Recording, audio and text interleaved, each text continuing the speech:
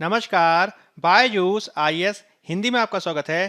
प्रस्तुत है दैनिक समाचार विश्लेषण सत्र के विषय आपके समक्ष हैं। आज के सत्र में हम चर्चा करेंगे विवादों में घिरे न्यायिक तबादले, कोप 26 व कोयला उपयोग, चीन अमेरिका संबंध तथा कुलभूषण जाधव व पाकिस्तान कानून पर। सत्र के अंत में हम मुख्य परीक्षा अभ्यास प्रश्न की चर्चा करेंगे और उससे संबंधित उत्तर संरचना भी हम आपको देंगे। तो चलिए शुरू करते हैं। सबसे पहला आलेख आपके समक्ष है। इसे पेज नंबर 13 से लिया गया है और इसका संबंध जीएस पेपर 2 में पॉलिटी से है। इसमें हम मुख्य रूप से बात करने जा रहे हैं न्यायाधीशों के स्थानांतरण के संबंध में। हाल ही में मद्रास उच्च न्यायालय से मेघालय उच्च न्यायालय में मुख्य न्यायाधीश संजीव बनर्जी के स्थानांतरण पे एक सवाल और विवाद पैदा हो गया कि क्या न्यायिक स्थानांतरण केवल प्रशासनिक कार्यों से किए जाते हैं या इसके पीछे दंड का कोई तत्व है। इससे पहले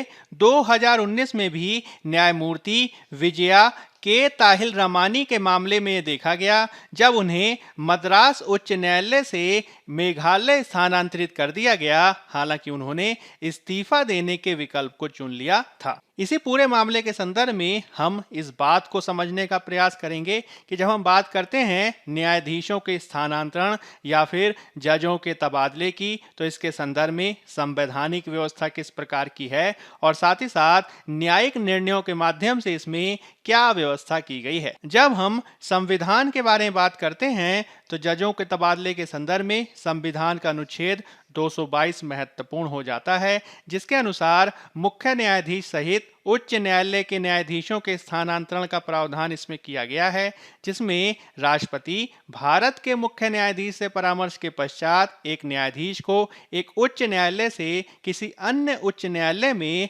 हस्तांतरित कर सकता है। इसको इस रूप में समझा जा सकता है कि कार्यपालिका किसी न्यायाधीश का स्थानांतरण कर सकती है, लेकिन भारत के मुख्य न्यायाधीश से परामर्श के पश्चात ही ऐसा किया जा सकता है। यदि हम इस मुद्दे पर सुप्रीम कोर्ट की राय की बात करें तो सबसे पहले 1977 में भारत संघ बनाम संकल्प चंद हिम्मतलाल सेठ मामले में सर्वोच्च न्यायालय ने इस विचार को खारिज कर दिया था कि उच्च न्यायालय के न्यायाधीशों को उनकी सहमति से ही स्थानांतरित किया जा सकता है।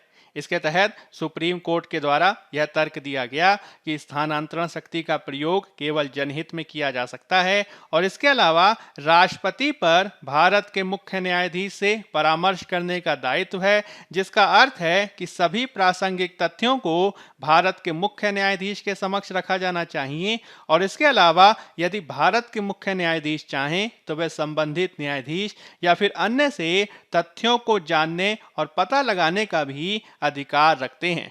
हालांकि इसके संदर्भ में आपको एसपी गुप्ता बनाम भारत के राष्ट्रपतिवाद मामले को भी समझना होगा, जिसे प्रथम न्यायाधीशवाद के रूप में भी जाना जाता है, जिसमें बहुमत से यह फैसला सुनाया गया था कि मुख्य न्यायाधीश के साथ परामर्श का मतलब नियुक्तियों के संबंध में सहमति से नहीं है और इसमें कार्यपालिका चाहे तो नियुक्तियों और तबादलों के मामले में मुख्य न्यायाधीश की सलाह से हटकर भी फैसला ले सकती है। इसके संदर्भ में ही आपको सेकंड जजेस केस 1993 को भी ध्यान में रखना होगा, जिसमें भारत के मुख्य न्यायाधीश की राय को प्रधानता दी गई। हालांकि यह फैसला वह अन्य वरिष्ठतम न्यायाधीशों के विचार को ध्यान में रखकर ही करेंगे और इस रूप में वर्तमान में जो नियुक्तियां की जाती हैं वह कोलेजियम प्रणाली के आधार पर ही की जाती हैं। इसी के संदर्भ में आप वर्तमान प्रक्रिया को भी समझ सकते हैं। स्थानांतरण के लिए वर्तमान प्रक्रिया के संदर्भ में सबसे पहली बात जो आपको समझनी है वो ये है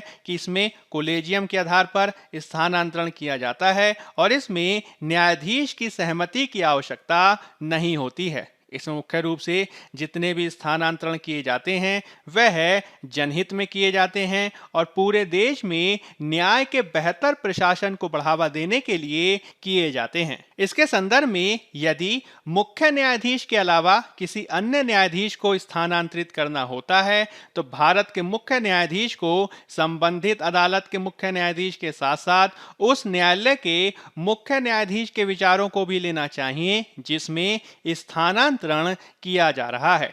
भारत के मुख्य न्यायाधीश को एक या एक से अधिक सर्वोच्च न्यायालय के न्यायाधीशों के विचारों को भी ध्यान में रखना चाहिए, जो यह तय करने की प्रक्रिया में अपने विचार प्रस्तुत करने की स्थिति में हैं कि क्या प्रस्तावित स्थानांतरण होना चाहिए अथवा नहीं। इसके संदर्भ में यदि हम मुख्य न्यायाधीश के स्थानांतरण के बारे में बात करें तो इसमें केवल एक या एक से अधिक जानकार सर्वोच्च न्यायालय के न्यायाधीशों के विचारों को ही ध्यान में रखा जाता है।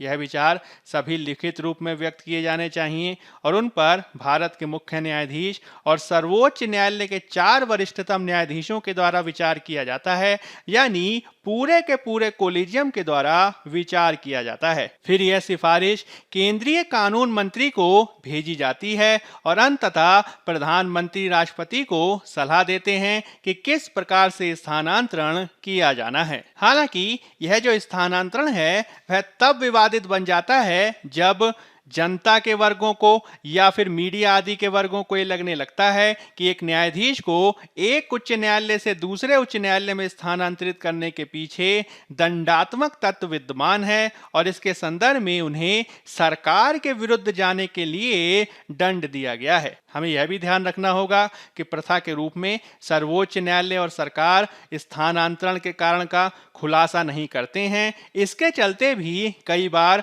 अटकलों को जन्म मिलता है जिसे निवारित किए जाने की आवश्यकता है। यदि हम इसके विषय में कुछ महत्वपूर्ण सलाह की बात करें तो हम ये कह सकते हैं कि हमें कोलेजियम प्रणाली में सुधार की आवश्यकता है और इसमें पारदर्शिता और उत्तरदायित्व की व्यवस्था को लागू किए जाने की आवश्यकता है। तभी हम इस प्रकार के विवादों का बेहतर निवारण कर सकते हैं। अब हम बात कर लेते हैं पेज नंबर 13 में दिए गए एक अन्य आलेख की, जिसका संबंध जीएस पत्नी में पर्यावरण और पारिस्थितिकी से है। इसमें हम बात करने जा रहे हैं भारत के कोयला उपयोग के संदर्भ में वाद विवाद पर। हाल ही में ग्लासगो में आयोजित संयुक्त राष्ट्र जलवायु परिवर्तन सम्मेलन के अंतिम दिन भारत के पर्यावरण मंत्री भूपेंद्र यादव ने कोयले के उपयोग को चरणबद्ध रूप से समाप्त करने के बजाय चरणबद्ध रूप से कम करने का वादा करते हुए एक बयान को प्रस्तुत किया और इससे कई लोगों ने जलवायु परिवर्तन से निपटने के संदर्भ में भारत की प्रतिबद्धता पर सवाल खड़े कर दिए हैं। इससे पहले COP26 शिखर सम्मेलन के दौरान प्रधानमंत्री के द्वारा 2070 तक भारत को कार्बन न्यूट्रल बनाने के लिए प्रतिबद्धता जाहिर की गई थी। साथ ही साथ 2030 तक गैर जीवाश्म ईंधन ऊर्जा क्षमता को 500 गीगावाट तक बढ़ाने, अक्षय ऊर्जा स्रोतों से 50% ऊर्जा आवश्यकताओं को पूरा करने और एक दशक में कार्बन उत्सर्जन को 1 बिलियन टन कम करने का वादा किया गया था। हालांकि इस पूरे मामले के संदर्भ में यदि भारत के द्वारा कोयले को पूरी तरीके से फेज आउट नहीं किया जाता है तो इससे कई सारे विवाद पैदा हो सकते हैं।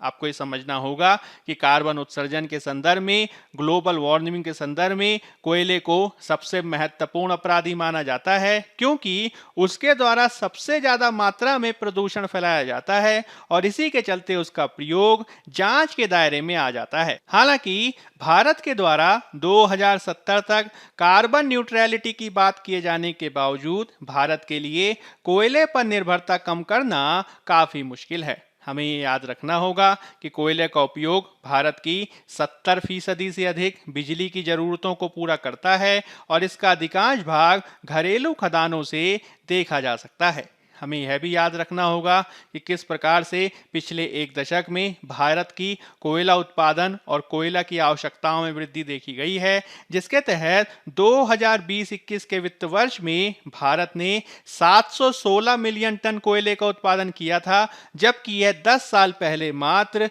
431 मिलियन टन ही होता था। हमें यह भी ध्यान रखना होगा कि वित्त वर्ष 2018-19 के बाद से घरेलू उत्पादन स्थिर हो गया है और बढ़ती घरेलू मांग को पूरा करने में असमर्थता देखी गई है, जिससे आयात में वृद्धि हुई है। कोयले पर इतनी व्यापक निर्भरताओं के बावजूद centre for science and environment का अनुमान है कि यदि हमें उत्सर्जन में 1 बिलियन टन की कमी करना है तो भारत को 2030 तक अपने कार्बन उत्पादन को 22% तक कम करना होगा और इसके लिए व्यापक मात्रा में कोयले से होने वाले उत्पादन को कम किए जाने की आवश्यकता है। लेकिन हमें यह भी ध्यान रखना होगा कि भारत वर्तमान में अपनी बिजली की जरूरतों का लगभग 12% ही अक्षय ऊर्जा स्रोतों से प्राप्त करता है, जिसे 2030 तक 50% तक बढ़ाने में काफी मुश्किलें आ सकती हैं। हमें ये ध्यान रखना होगा कि हाल के वर्षों में सौर ऊर्जा जैसे नवीकरणीय ऊर्जा स्रोत भले ही सस्ते हुए हों, किंतु उनसे 24 घंटे और सातों दिन ऊर्जा प्राप्त करने में कई समस्याएं आ सकती हैं। इसके लिए हमें भंडारण बैटरियों के उपयोग की आवश्यकता है, जो लागत में वृद्धि कर सकता है। हमें यह भी ध्यान रखना होगा कि कम बचत वाले, कम आय वाले देश यदि अक्षय ऊर्जा में निवेश करना चाहते हैं तो इसके लिए व्यापक पूंजी की आवश्यकता हो सकती है, जो इन देशों के पास उपलब्ध नहीं है। इसके संदर्भ में यह भी महत्वपूर्ण है कि जब कोयले का उत्पादन किया जाता है तो इससे पर्यावरण को किस प्रकार का नुकसान होता है, उसे उसकी लागत में शामिल नहीं किया जाता है। इससे भी कई बार कोयले का उत्पादन अधिक होता है और उसकी कीमत अधिक नहीं देखी जाती है। इसी के कारण कोयले की कीमत कम रह जाती है और इसे हटाए जाने के संदर्भ में बहुत अधिक आर्थिक प्रोत्साहन भी नहीं देखा जाता है। वर्तमान समय में भारत से कोयले को फेज आउट यानी पूर्ण रूप से बाहर करने के लिए लगातार दबाव डाला गया है। हालांकि भारत का कई बार यह तर्क है कि किस तरीके से विकसित देशों के द्वारा ज्यादा कार्बन उत्सर्जन किया जा रहा है। हमें ये ध्यान रखना होगा कि भारत ऊर्जा उत्पादन के संदर्भ में कोयले पर बहुत ज्यादा निर्भर है और यदि वह कोयले से अपनी ऊर्जा आवश्यकताओं की पूर्ति नहीं कर पाता है तो इसका प्रभाव भारत में गरीबी और असमानता कम किए जाने के संदर्भ में प्रयासों पर पड़ सकता है। हमें यह भी ध्यान रखना होगा कि भारत और चीन जैसे देशों का प्रति व्यक्ति कार्बन उत्सर्जन विकसित देशों की तुलना में काफी कम है। 2018 के विश्व बैंक के आंकड़े ये बताते हैं कि भारत अमेरिका के उच्च आय वाले देशों द्वारा उत्पादित 15.2 मीट्रिक टन के मुकाबले प्रति व्यक्ति मात्र 1.8 मीट्रिक टन ही कार्बन उत्सर्जन उत्पादित करता है। इसके अलावा यह भी देखा गया है कि किस प्रकार से अमेरिका कम आय वाले देशों की तुलना में 50 गुना अधिक कार्बन उत्सर्जन करता है और निम्न मध्यम आय वाले देशों की तुलना में 6 गुना से अधिक कार्बन का उत्सर्जन करता है। यानी विशेषज्ञों के अनुसार भारत ने 2070 तक जो कार्बन न्यूट्रल होने की प्रतिबद्धता जाहिर की है वह विकसित देशों की तुलना में ज्यादा उदार देखी जा सकती है, क्योंकि भारत की प्रति व्यक्ति कार्बन उत्सर्जन की जो स्थिति है वह बेहतर देखी जा सकती है। आलोचकों के द्वारा इस बात को भी स्पष्ट किया गया है कि किस प्रकार से महज कोयले पर ध्यान दिए जाने से अन्य जीवाश्म ईंधन के स्रोत जैसे कि तेल और प्राकृतिक गैस से ध्यान को हटा दिया गया है, जो विकसित देशों के द्वारा ज्यादा उपयोग किए जाते हैं। आलोचकों का यह भी कहना है कि विकसित देशों के द्वारा कोपेनहेगन में किए गए वादे को भी पूरा नहीं किया गया है, जिसमें विकासशील देशों को हर साल $100 बिलियन की पेशकश की गई थी। यही कारण है कि वर्तमान में इस बात पर बल दिया जा रहा है कि न केवल विकसित देशों को अपनी प्रतिबद्धता को पूर्ण रूप से लागू करने के लिए कार्य करना होगा और साथ ही साथ यदि वास्तव में हम कोयले को फेज आउट करना चाहते हैं तो कोयले का उत्पादन करने में जो पर्यावरण को वास्तविक लागत होती है उसे भी ध्यान में रखे जाने की आवश्यकता है। इसके क्रम में कार्बन टैक्स का एक प्रस्ताव सामने रखा गया है, जिसके तहत कोयले की कीमत पर्यावरण को होने वाले वास्तविक नुकसान की लागत से बराबर हो सके, इसके संदर्भ में कोयले के उत्पादन पर टैक्स लगाया जाता है। यदि इस प्रकार का उपाय किया जाता है तो वह निश्चित ही कार्बन उत्पादन पर लगाम लगाने की दिशा में एक प्रभावी तरीका हो सकता है। वर्तमान में कोयले की औसत कीमत $2 के आसपास है, जबकि विशेषज्ञों का मानना है कि इसकी वास्तविक कीमत को दर्शाने के लिए इसकी कीमत $30 से $70 के बीच होने की आवश्यकता है। हालांकि हमें यह भी ध्यान रखना होगा कि यदि हम उच्च कार्बन टैक्स लगाएंगे तो इससे कोयले के उत्पादन में भारी गिरावट तो देखी जा सकती है, लेकिन यह भारत जैसे देशों को भी गंभीरता से प्रभावित कर सकता है। भारत में बिजली के क्षेत्र में अनेक संरचनात्मक समस्याएं देखी जा रही हैं, जिससे स्वच्छ ऊर्जा की ओर संक्रमण कठिन हो सकता है। हमें यह भी ध्यान रखना होगा कि किस प्रकार से वर्तमान में बिजली की कीमतों को लोक लुभावन राजनीति से प्रेरित किया जाता है, जो अक्षय ऊर्जा में निजी निवेश में बाधा उत्पन्न कर सकती है। यानी कोयले उत्पादन के साथ ही यदि हमें स्वच्छ ऊर्जा उत्पादन की तरफ जाना है तो निश्चित रूप से और प्रयासों को करना होगा, जिसके लिए कार्य किए जाने की आवश्यकता है। अब हम बात कर लेते हैं पेज नंबर 13 में दिए गए एक अन्य आलेख की, जिसका संबंध जीएस पेपर 2 में आईआर से है। इसमें हम बात करेंगे हालिया अमेरिकी राष्ट्रपति और चीनी प्रीमियर के बीच हुए आभासी शिखर सम्मेलन की। हाल ही में अमेरिकी राष्ट्रपति जो बाइडेन और उनके चीनी समकक्ष शी जिनपिंग के द्वारा द्विपक्षीय संबंधों में नीतिगत चिंताओं को दूर किए जाने के संदर्भ में एक आभासी शिखर सम्मेलन में भाग लिया गया है। हमें यह भी ध्यान रखना होगा कि दोनों देशों के बीच व्यक्तिगत संपर्क काफी लंबे समय से लंबित था, क्योंकि शी जिनपिंग के द्वारा 2020 की शुरुआत के बाद से ही जो बाइडेन से मुलाकात नहीं की गई है। वहीं दूसरी तरफ अमेरिका और चीन के मध्य ताइवान, दक्षिणी चीन सागर, व्यापार और 5G तकनीक के साथ लेकर बहुत सारे तनाव के मुद्दे देखे गए हैं। इससे पहले मार्च 2021 में अलास्का में दोनों देशों के वरिष्ठ अधिकारियों की एक बैठक देखी गई थी। हालांकि वह भी तब विवादित देखी गई जब अमेरिकी विदेश मंत्री के द्वारा एक टिप्पणी के पश्चात वाद विवाद देखा गया था। इसके तहत अमेरिकी विदेश मंत्री ने यह टिप्पणी की थी कि अंतर्राष्ट्रीय नियम आधारित व्यवस्था के बिना बहुत अधिक हिंसक दुनिया देखी जा सकती है, और जिस प्रकार से चीन ने ताइवान और हांगकांग आदि के क्षेत्रों में गतिविधियां की हैं,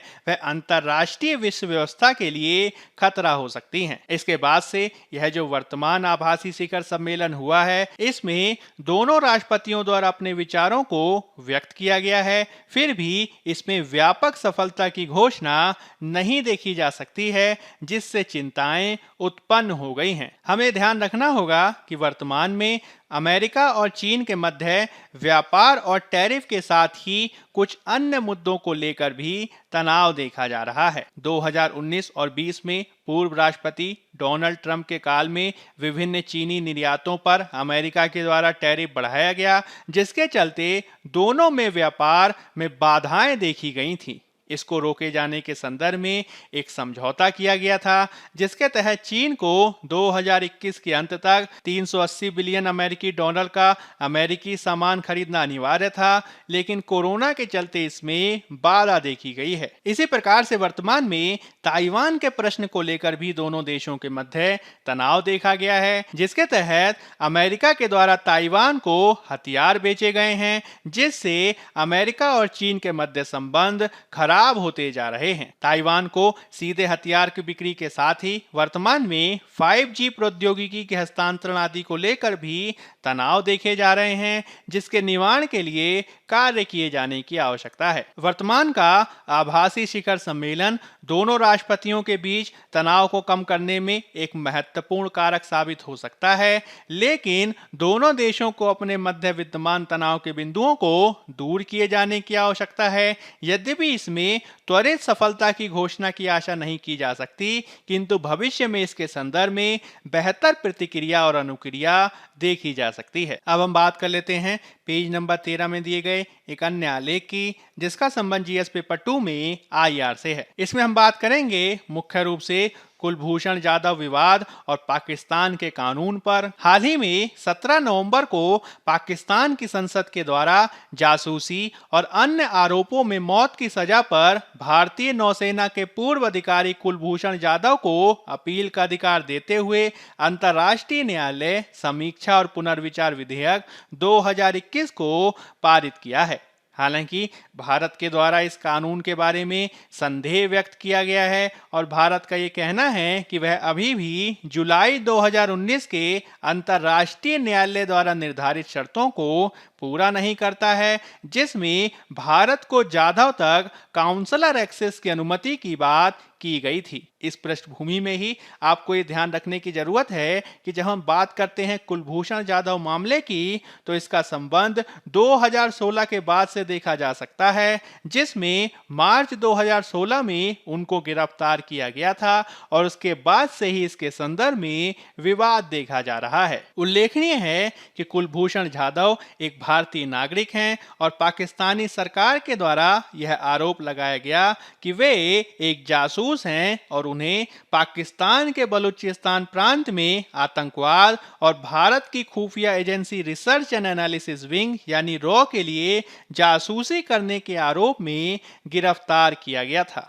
10 अप्रैल 2017 को भारतीय विदेश मंत्रालय द्वारा पाकिस्तान पर यह आरोप लगाया गया कि उनका वास्तव में ईरान से अपहरण किया गया है और पाकिस्तान उनकी स्थिति को राजनीतिकृत करने की बात कर रहा है। 2016 में जब उनको गिरफ्तार किया गया तो 1 साल के भीतर ही पाकिस्तान में सैन्य अदालत में उन पर मुकदमा चलाया गया और उनको अप्रैल 2017 में मौत की सजा सुनाई गई थी। हालांकि भारत द्वारा इस पूरे मामले में त्वरित रूप से प्रतिक्रिया की गई और अंततः भारत के द्वारा अंतर्राष्ट्रीय न्यायालय में अपील की गई थी।